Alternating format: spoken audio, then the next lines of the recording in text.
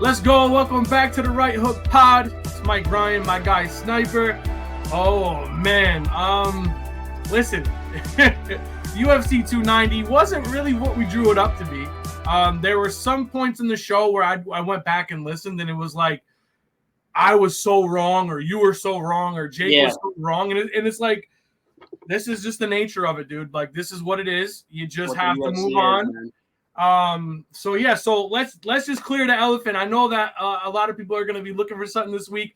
Do we want to address it? Do we want to kind of just let people know what's going on? Yeah. So here's the thing, right? So if you've been following me or following us since the inception of this podcast, right?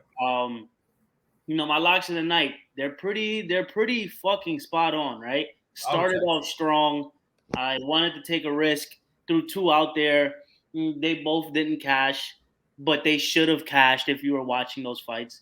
And then here comes this weekend where I didn't call it out in the episode because I wasn't sure and the lines weren't out yet, so I didn't want to force anything. But when the lines came out, I decided to take Jalen Turner versus Dan Hooker to end a knockout. And if you saw what happened, you would be just as infuriated as I am. Because me too, bro. Dan Hooker's head was hanging off of his body after that head kick. The hangman.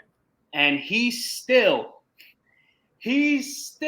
kept fighting and put Jalen Turner on a back burner and made it go to decision. What I'm upset about is not that Jalen Turner lost.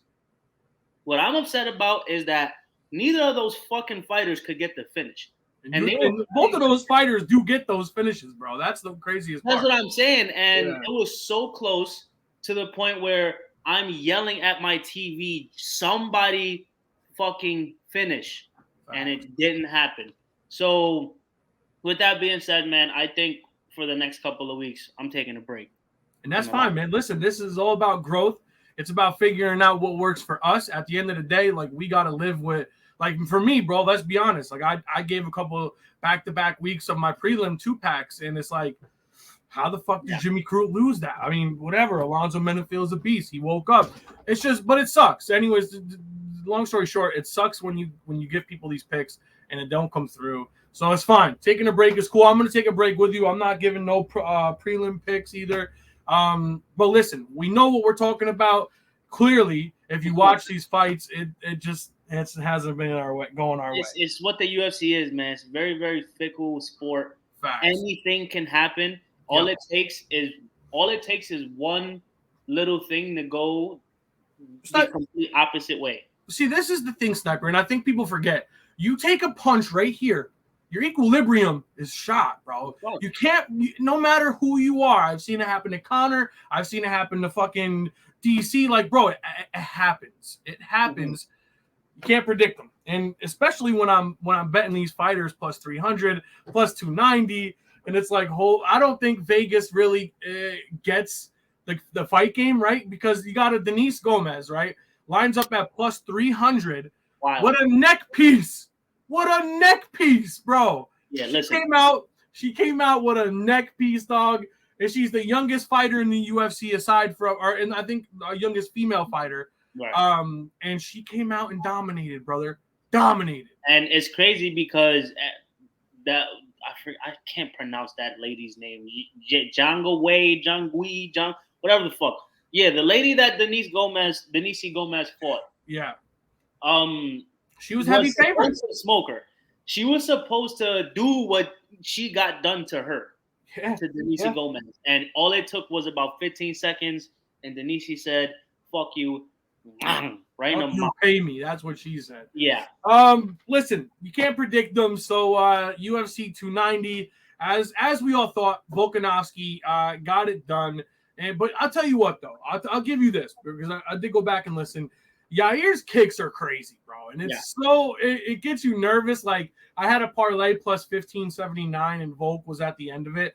And it almost, like, I almost cashed out, because I'm like, yo, this dude's kicks are lethal. But I'm glad I didn't. And Volk knows why he's pound for pound. We'll break that down and what's trending. But, yeah, man, we'll take a quick break, and we're going to break down Holly Holm versus Silva, all coming up right here on the Right Hook Pod.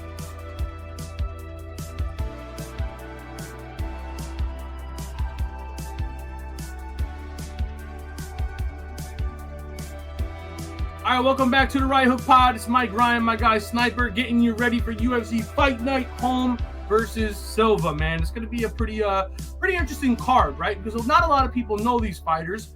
But there is somebody on there, the prelims, Jack Della Maddalena. So that's pretty fire. Terrence McKinney is also fighting. So, listen, we know some of them. I mean, I'm going to speak for myself. I only know a couple. But I know you do your research and you know all these fighters. So, without further ado, I'm pretty sure this is a 6-fight main card. So, we'll have to break it off with McKinney going up against Sadikov. Is it Sadikov? Right? Sadikov, yep. Okay. So talk to me. How do you feel about this fight? We do know Terrence McKinney has Twitter fingers, if that counts. So, this fight, I love that it's the opener for the main card because this fight is a don't blink kind of fight. Right. This fight's definitely not going the whole 15, and it's gonna be fireworks because Terrence McKinney is coming off of a TKO loss to Ishmael Bonfim. I don't like that guy. But whatever. We're not talking about it. We're not talking about it. He got flying knee right to the chin and got flatlined. So, I think he's going to come into this fight swinging. I think he is going to come back and be the Terrence McKinney of old, if you will. He's still a kind of a fresh fighter in the UFC. He only had 5 fights in the UFC, but he's definitely at a point in his career where he's like, all right, I've been getting knocked out here. I've been getting finished there, right? But I've finished these fighters, and I need to start a run so that people can understand who T-Rex is, right? He's 3-2 in the UFC, but he has a 100% finishing rate. Dude has 5 knockouts and 8 submissions in his professional career, and unfortunately, every single loss that he has, which is 5, was a finish, right? That sucks because it's when you come into a fight and you're expecting to win, you believe in yourself, but knowing that every time you lost, you didn't even see the final bell, that's gotta mess you up a little bit. He's only seen the third round one time. Clearly never finished the third round, but he only seen the third round one time in his professional career. He's seen the second round twice. So that just goes to show like the type of fighter he is. He's trying to end it like immediately. He's not trying to dance with you all night. He's trying to get in there, do his 2-step, and get the hell out of there. Right. He got pretty decent wrestling, and obviously his striking is up to par. Unfortunately, it seems like he can't handle power. Like if he gets hit, it's a little shaky. And that is a problem going up against Nazim Sadikov. Because that dude bangs. Fighting out of Brooklyn, New York. Brooklyn, what up? Hey, let's fucking go. What up? You know what I mean? Brooklyn, what up? He's 8-1 in his professional career, and his only loss was his first loss in pro fighting. Okay. So he's on an 8-fight winning streak. Oh, he hasn't lost yet. Yeah, he hasn't lost yet since he lost. Right. He said, "Nah, I'm not taking no more L's." Last fight was a doctor stoppage because he kicked him. He kicked dude right in the head and opened the cut right over his eye, and the doctor had to stop it. But that fight was wild. Like his last fight out was wild, standing and banging the whole time until that cut happened. And I feel like if it didn't happen. If that cut didn't happen, who's to say he would have won or lost, right? Because both of those fighters were trading, and I guess it all came down to who got hit harder, right? Dude has 6 knockouts and 1 submission finish. So meaning he only has 1 decision win. Right. So he has 7 finishes and 1 decision win. He has been submitted once in his career. And going up against a guy with 8 submissions in his professional career, that's a little scary. But I don't think that this would be I don't think it's gonna go to that. I think somebody's getting knocked out. That's what I think. Sadikov, he's very technical, but you can tell in his fighting style, it's kind of like he grew up fighting, like street fighting. You know what I mean? And yeah, I'm prepared for a banger of a fight in this one. However, another thing to say about Sadikov, the dude knows how to defend the takedown. So that's One thing that McKinney's known for. exactly. So that can nullify the whole submission threat in that because he does not accept the takedown. Even if you take me down, he's popping right back up. Yep. You know what I mean? So, yeah, I think this stays on the feet for a majority of the fight, and I think Sadikov. I'm gonna take Sadikov. Double chance. I like that pick too. I like that too. I think Terrence's mind is probably not not with the fighting. Like he's on the internet a lot, man. You know what I'm saying? And I like when I take into consideration where I want to spend my money, I want to pick someone who's just about fighting and who's about wanting to get in there, fight, and get out. And so I like Sadikov as well. I think it's a good pick. Yeah, I think I'm gonna double chance it by knockout or points. I don't see a submission. Again, I want to reiterate how fickle the UFC is and how just unpredictable MMA is in general. Anything can happen, but due to history and how these two fight, I believe the highest chances of what has the highest chance of happening is Sadikov winning by either knockout or points. But this definitely doesn't go the distance. 100. Double chance it. It's not going the distance. All right. No doubt. We got more to break down. Hang tight. It's the Right Hook Pod.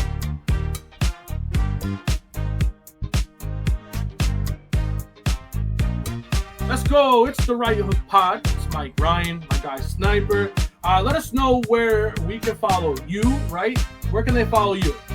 Well, so my personal page, right, is Sniper _2_ MBK. And you can find him right at the Right Hook Pod, like right there. It's right in the bio. Yeah, it's right in the bio. So if you wanna throw me a follow, that's fine. But I'm more worried about you following the Right Hook Pod, right? We're trying to grow that. We're trying to grow that platform up. We're trying to grow that Instagram up. Trying to grow all our socials up actually. So if you can just follow, it's the Right Hook Pod on all socials except for YouTube, and the YouTube is the Right Hook Podcast. So pretty straightforward.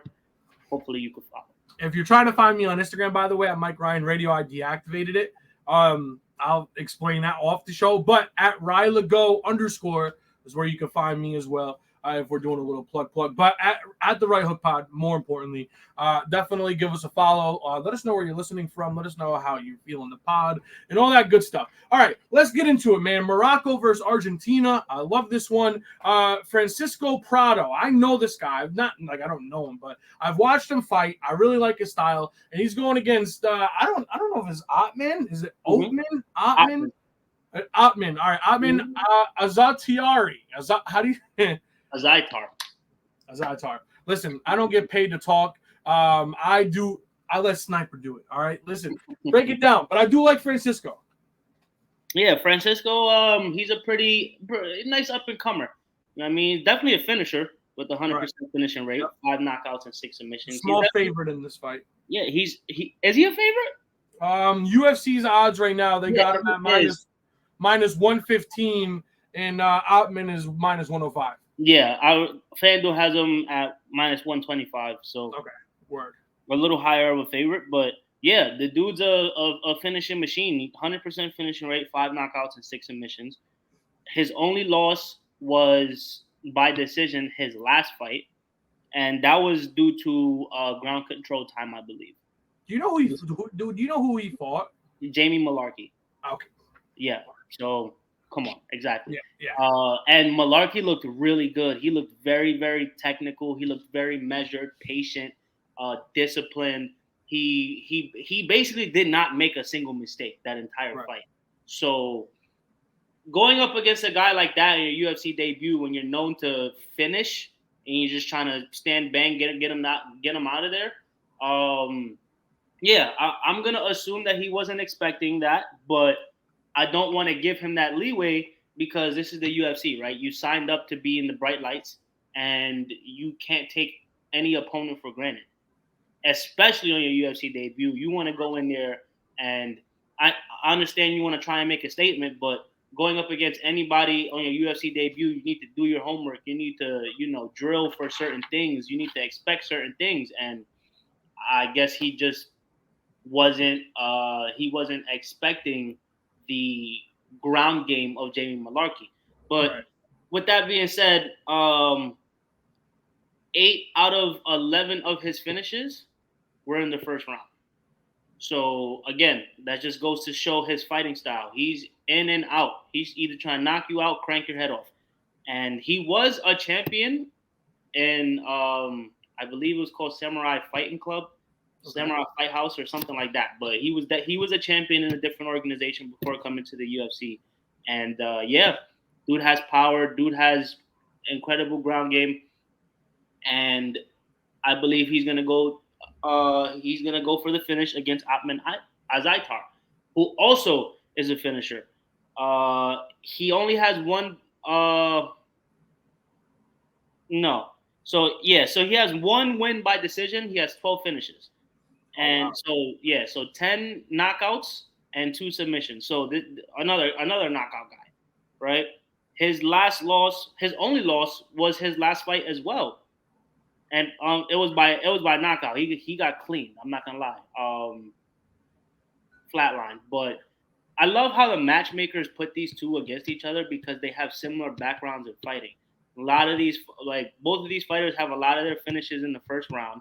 Their last loss was their last fight, and they were undefeated before that fight. And they're just there to finish the fight. So this one is another one that definitely doesn't go the distance.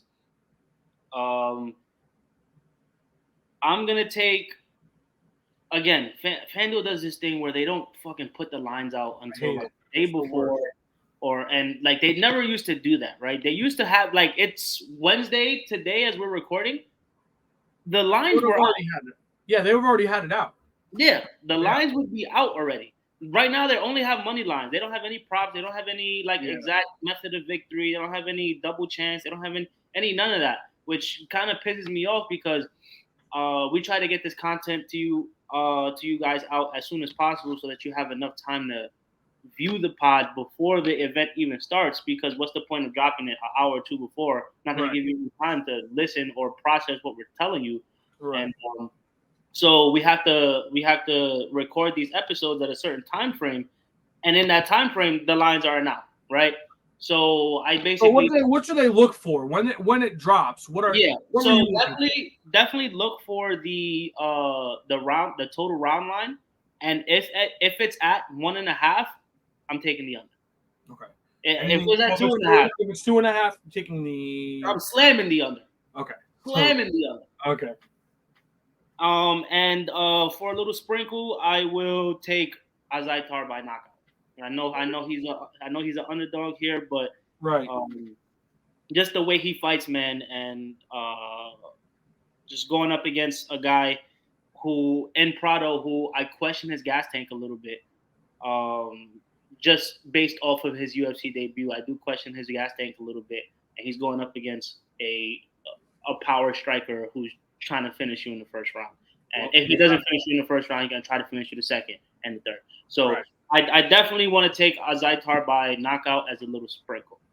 All right. Well, he's got 10 knockouts, 2 submissions. Keep that on your mind as you make your bets for this weekend's fight. Holly Holm, Bueno Silva. We got a lot more to break down, so hang tight. It's the Right Hook Pod.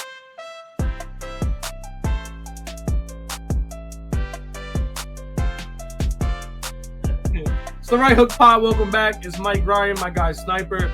Moving on to the next fight on the card this weekend, Holly Holm, Bueno Silva. It's going to be Norma Dumont versus Chelsea Chandler. Apparently, there is no relations, okay? No relation.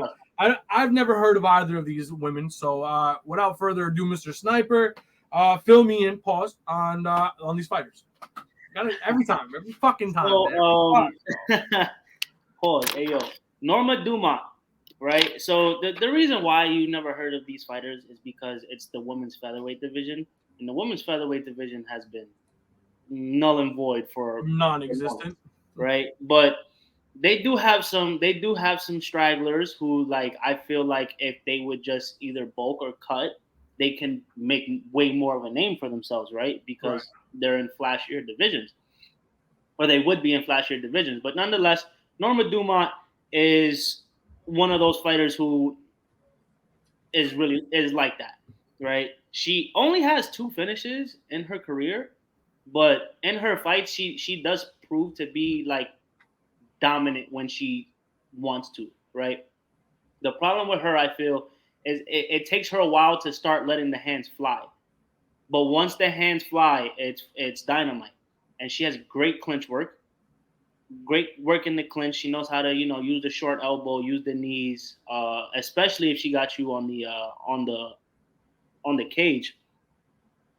She's patient and she's powerful at the same time.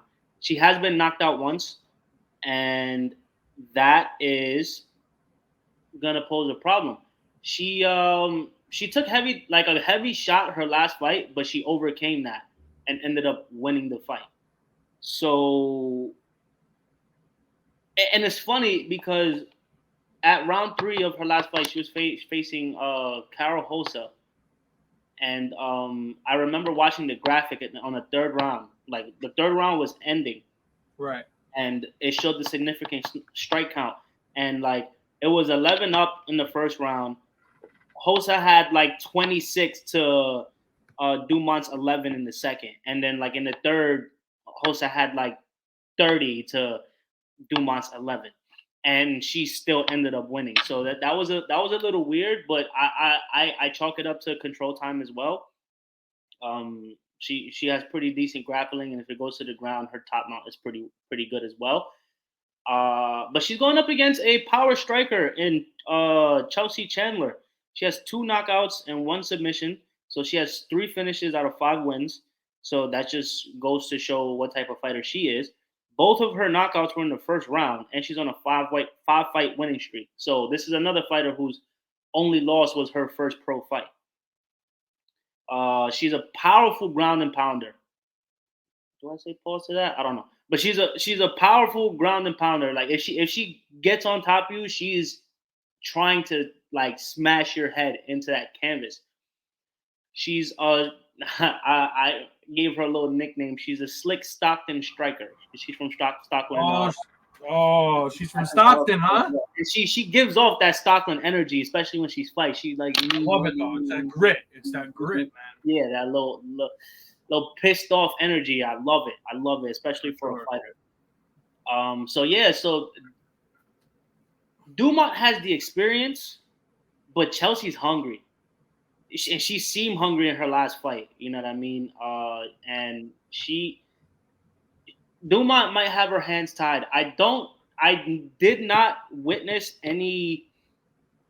How do you call it? I haven't seen any grappling versatility in Chandler. I haven't seen her really wrestle at all. I only seen her striking, so I am a little worried about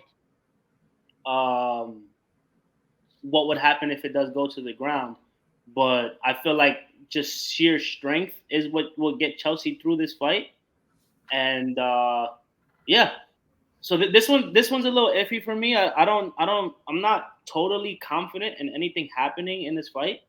But if I had to really sprinkle anything, I do like Chandler getting the upset. Okay.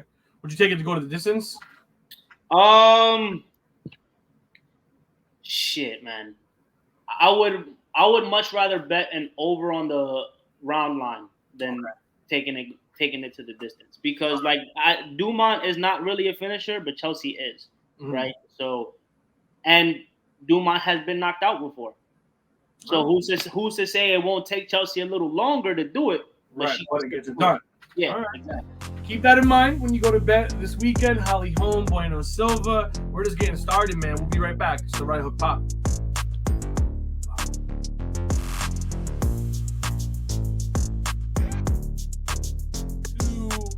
Okay, welcome back. It's the Right Hook Pod. It's your boy Mike Ryan, my guy Sniper in the building. It's hot as hell outside, man. I'm telling you right now. I don't know how they're doing it in Vegas right now, because I went once in July. Never again. Not doing it. I won't do it. It's too hot out there, man. All right, let's keep it moving in the middleweight division, man. Albert the Rave going up against Jun Young Park. I know that name. I know Jun Young Park, man. I like him. A lot. How do we feel on this fight? So Duraev versus Park. Fucking hell. So Park is he's a pretty interesting fighter. So when he first started in the UFC, he got a lot of decision wins. He I'm not sure if he really pressed for the finish as much. More so, just try to outpoint his opponent. But Right. he came around with a lot of decision wins in the UFC, and I think he got knocked out and said, "Fuck that! I'm gonna start knocking people out, or I'm gonna start finishing people." Gotta figure it out, young man. Yeah, because he's 6-2 in the UFC, and his last two he won by submission within 2 rounds. Last fight was 1 round. The fight before was the second round, and yeah, he's definitely pressing for the finish nowadays, and I like that in Park because it just shows his finishing ability.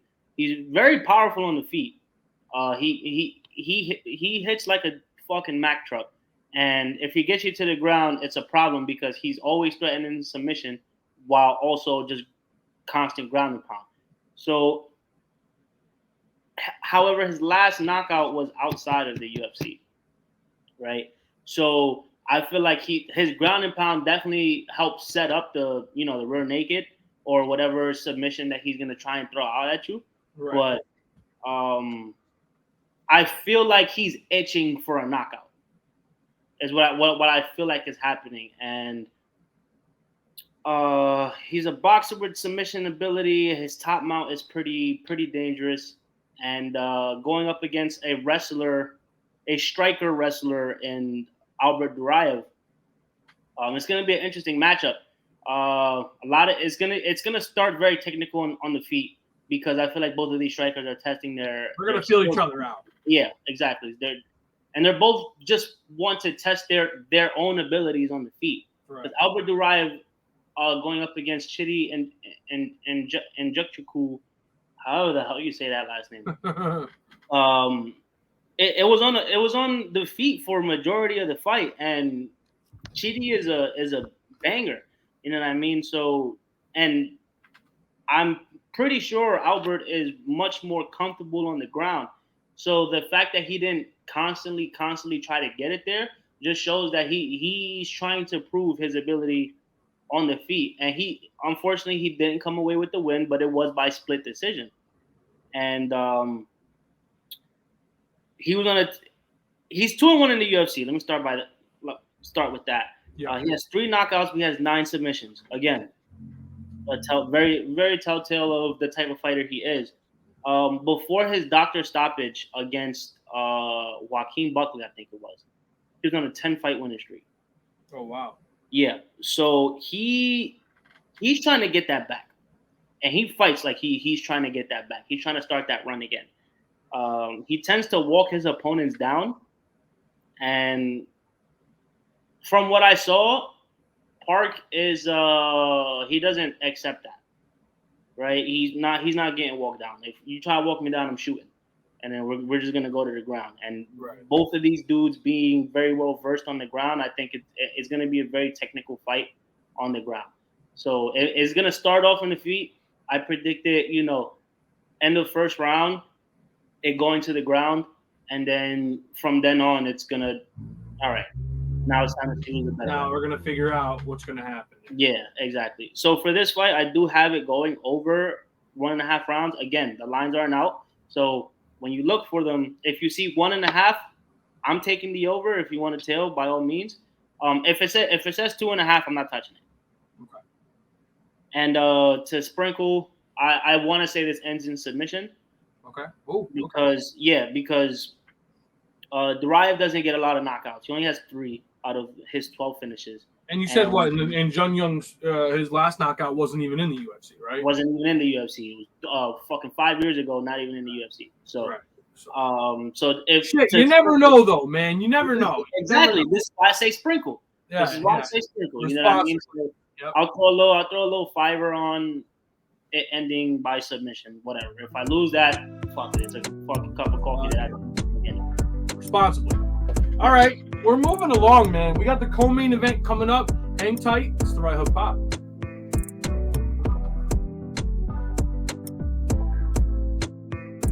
All right, welcome back to the Right Hook Pod. This doesn't really happen often while we're recording, right? It happens when we're off the air. Sniper, you had insight on a fight that was supposed to be your favorite fight, and it turns out that is no longer. By the way, I sent the prep sheet today, and this was on the prep sheet. Yes, it was. Go ahead. No more. Go ahead. And I was very excited breaking down this fight because this was gonna be my favorite fight of the night because I'm a fan of both of these fighters, especially in the heavyweight division. It was the Big Ticket Harris versus Josh Parisian, and I was very excited strictly because like I was always a fan of Walt Harris as a fighter, and his personal life is fucked up, and he's had a fucked up stint lately in the UFC as well. He's on a 3-fight losing streak. But I was excited to see him come back, and I really felt like this was his fight to win. But I don't know, maybe did they miss weight or something? I don't know because they weigh in on Friday. Well, it's funny. The weigh-ins wouldn't be. I mean, not I guess until Friday.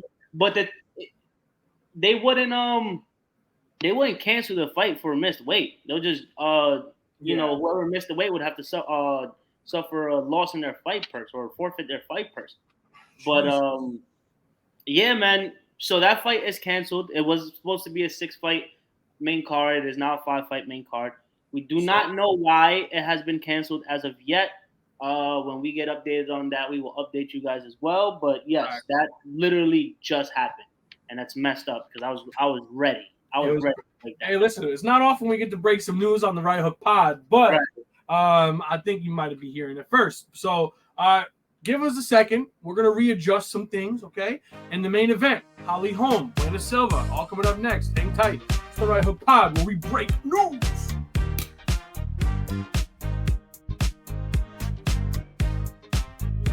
Okay, welcome back. It's the Right Hook Pod. We're wrapping up the fight night card going down this Saturday. I do not know if it's at the Apex. I believe it is, which is still bullshit. I'm over it. They need to get out, and I'm hoping they come to Albany soon, man. If not for Albany, maybe Brooklyn at the Barclays. I know. When's the last time UFC came to Barclays? Was it?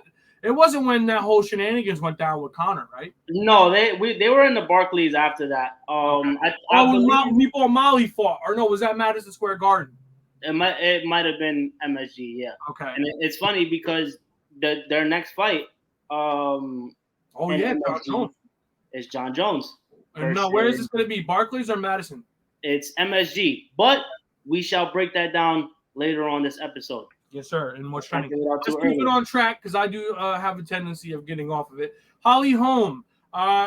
Is it Maria? It's spelled Myra. Myra. Well, we'll get. How about this? Buena Silva. She's fighting against Holly Holm. I feel like how long has Holly Holm been out the UFC, bro? And she's a favorite in this one. Yeah, which is fucking crazy, dog. Bananas. And I'm just telling you, dude. I don't know who makes these odds, but they got to get their shit together. Because actually, don't get their shit together. Because I'm going to capitalize on it. Yeah, man. Give us some more money, dude. But yeah, man. So let's talk about it. Holly Holm. She's fresh off of I don't know whatever the fuck she's been doing. Buena Silva. She's been in the gym training. Who do we like? How do we like the fight? And what do you think? So to answer your question, she actually fought this year. Holly did? Holly Holm fought Santos, bro. I'm out here talking hell. Holly Holm fought Yana Santos in March of this year. March was mad long ago, bro. I don't remember yesterday. All right, so that's good. Good to know. Year, and she won by unanimous decision. Okay. But yeah, if you don't know the preacher's daughter, let me give you a quick little breakdown. She was the one who kicked Ronda Rousey's head clean the fuck off. She basically sent Ronda to the WWE. Yes, and thank you, because you know what? I'm not going to talk bad about people. I always preach positivity. That's my job. I to say real quick, I am not a fan of Ronda Rousey. You don't like Ronda? I do not like her. No, I don't like her. I think she's a terrible person and she's mean. But whatever. We're not here to talk about her. Apparently, she might be coming back, which would be nice to see. But again, 300. They're saying Yeah, that's a story for another podcast, kid. We're talking about the girl who cleaned her block. You feel me? Holly Holm, 8 knockouts in her professional career. She has been knocked out once, and she's been submitted one time. That was a long fucking time ago. She's 8-7 in the UFC. Ooh, excuse me. 8-7 in the UFC, winning 3 out of her last 4 fights. Now, her fight resume is devious. Let me just tell you the only women she has lost to, right?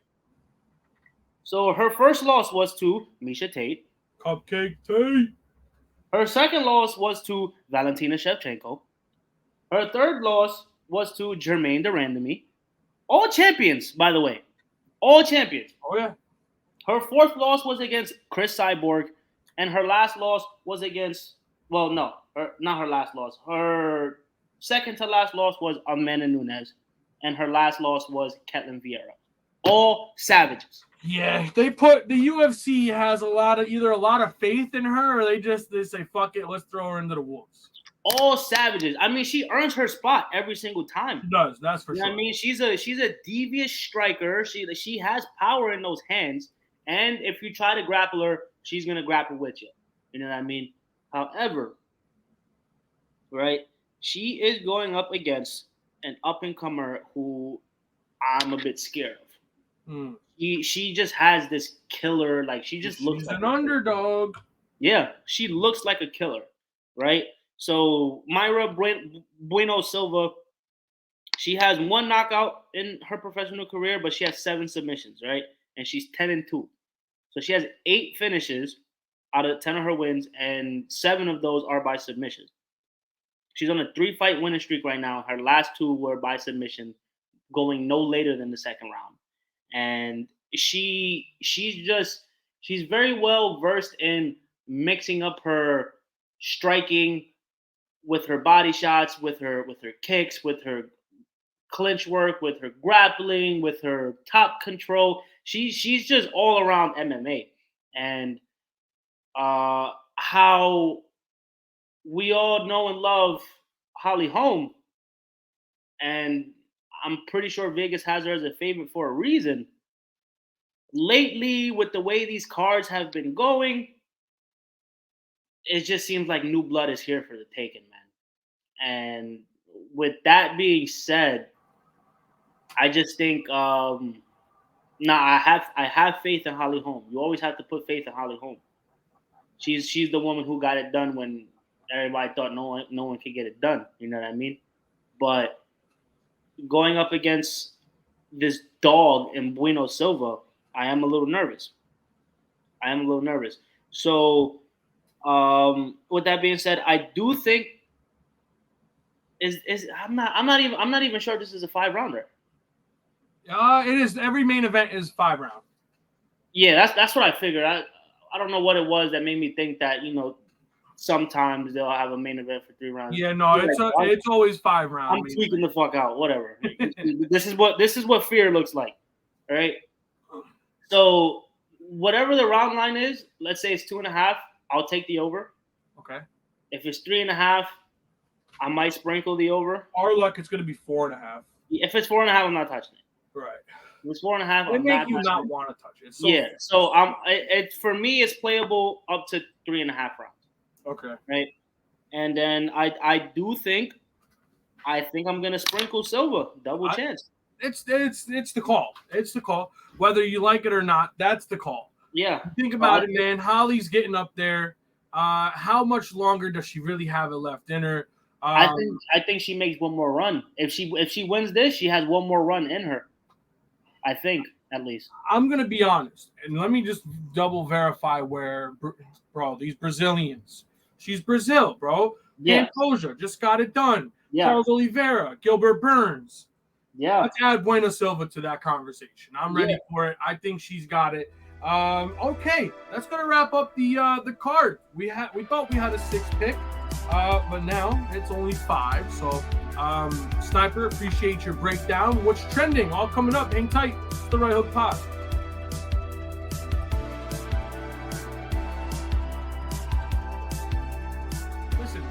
what's trending? First of all, that's what we're talking about. John Jones versus Stipe. How do we feel? It's in our home state. Does John Jones retire after this one? Does Stipe retire after this one? Let's talk about it real quick. I wouldn't be surprised if either of these fighters retire. Stipe has one foot out the door already, I feel. And DC was saying how if Stipe comes in fast with the Golden Glove boxer that he is, John Jones has some issues there, and I feel like that's DC being salty still a little bit. And I don't think like he'll always forever be salty. Yeah, and I don't like to say that because I don't want to throw salt on a wound that seems to have healed up already. Right. But, bro, you can't say shit like that, bro. It's John fucking Jones. I'm not even a fan of the guy.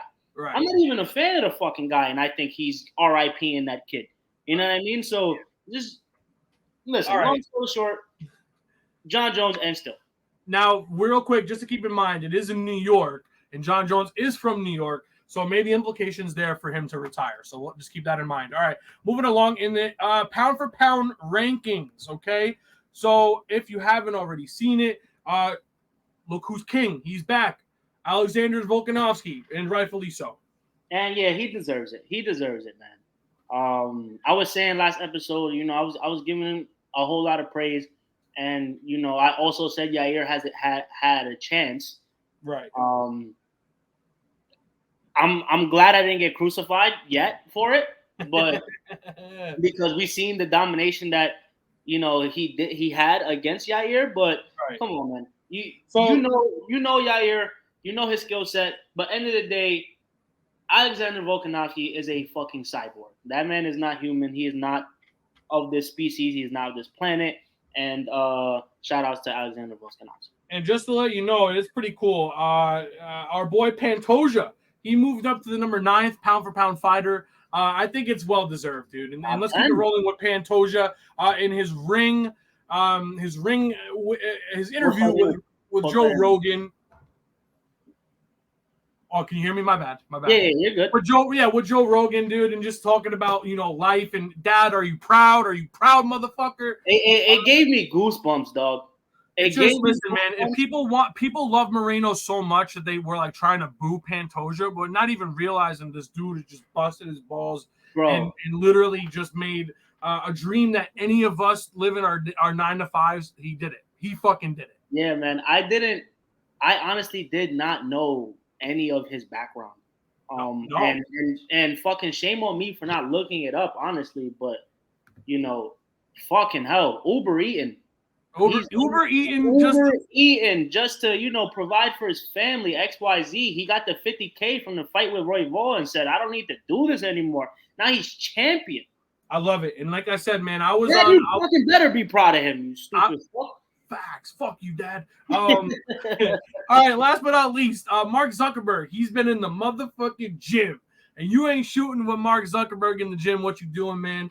Volkanovski, Israel Adesanya, the Team Prime boys training with Zuckerberg. If Mark Zuckerberg is training with them boys, Elon's got to do something, and he's got to act fast. So here's the thing, right? So ever since Threads came out, yeah, I don't know if you know. Quick plug, I guess. Instagram Threads came out, and it's pretty much it's Twitter. It's Instagram Twitter, right? It's Mark Zuckerberg being a petty little bastard. Yeah, and I feel like, which is crazy because Threads is here to stay. That shit is not going nowhere. It ain't going nowhere now. It's not going anywhere. It's actually pretty fun. We've actually got a lot of love through Threads because I shouted it out on Threads, the Right Hook Pod, and we got a lot of views off of that. That's beside the point. So quick on that. Part of me feels like it's genuine, like genuinely training with City Kickboxing. Part of me feels like it's just a fucking pub stunt, and part of me feels like it's a mix of both. Regardless, Big Zuck by a million. Big Zuck by a million. Elon, you better do fucking something, kid. That AI-generated robot's coming for your head. You better do something. Listen, they're both aliens. I can't wait to see it. They're saying it could be UFC 300. Our 3 minutes are up. But listen, man, we appreciate the love. We'll be right back with our closing thoughts. Hang tight. It's the Right Hook Pod. All right, 3, 2. Okay, welcome back. It's the Right Hook Pod. We're closing it with our final thoughts. And basically, what are you looking forward to in the month of July? I know we have, what is there, like three more fight cards on this month. So I'm excited to see the BMF title fight. I'm excited for that. We get to see Alex Pereira fight in the light heavyweight division. Sniper, what are you excited for? So I'm actually very, very excited. Just give me 2 seconds here. I'm trying to. While he's doing that, make sure you're following us on everything at the Right Hook Pod. Make sure you're on YouTube, subscribe, like, comment at the Right Hook Podcast. We definitely appreciate all the love. Every single Friday, we drop new episodes, and it's all appreciated. Yes, sir. Yes, sir. So yeah. So after this fight card, there are 2 more fight cards, back to back, right? And very excited for Tom Aspinall's return. Oh, is that in London too? That's London, right? I believe so. Yes.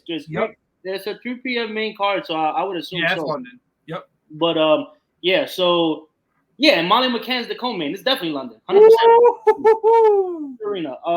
But yeah, so I'm definitely excited for Tom Aspinall's return against Marcin Tibur. I'm a little scared, but it's my boy. So I'm throwing $100 on Tom. I don't give a fuck. Gotta do it. And I'm very, very excited about UFC 291. Gaethje versus Poirier for the BMF belt. They're also saying that because Charles said that he most likely would not be ready to fight Islam in October, they're saying that if the winner of that fight is healthy enough to fight, they might just throw him in.